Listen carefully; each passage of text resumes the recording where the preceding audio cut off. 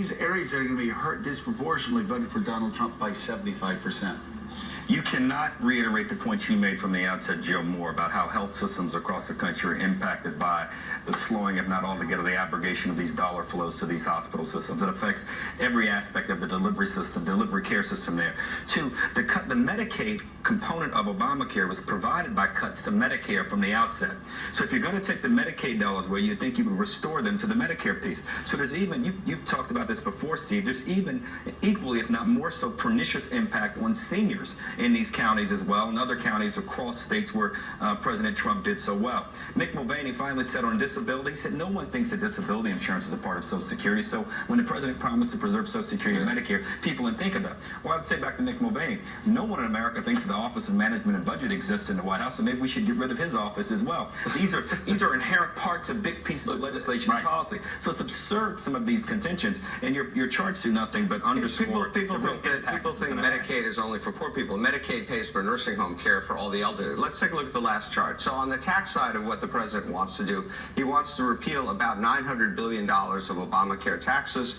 Where do the benefits go? They go almost entirely to the top 1%, a little bit to the top 20%, and for everybody down here at the bottom, or toward the bottom, you get practically zero. So these are essentially tax cuts for the rich. Yeah, Gene Robinson, it would be hard to draft a tax bill that hurt Donald Trump's working class voters, that put him over the top, that Hillary Clinton never seemed to be able to grab a hold of, more than this bill did. I'm flummoxed by it.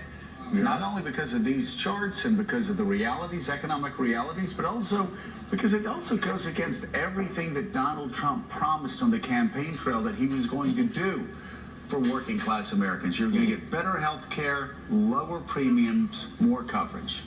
Yes, they haven't all abandoned Donald Trump. His support has eroded slightly, but not that significantly, to tell you the truth. He's at 36%. That's not great. But geez, that's this 36%. And these, you have to conclude from all the reporting and from conversations that I've had, that these are people who want to believe in Donald Trump, who want to believe he's going to be transformational, who want to believe he's going to do something to help them in their communities. He's doing exactly the opposite. And he's going to hurt them and their communities.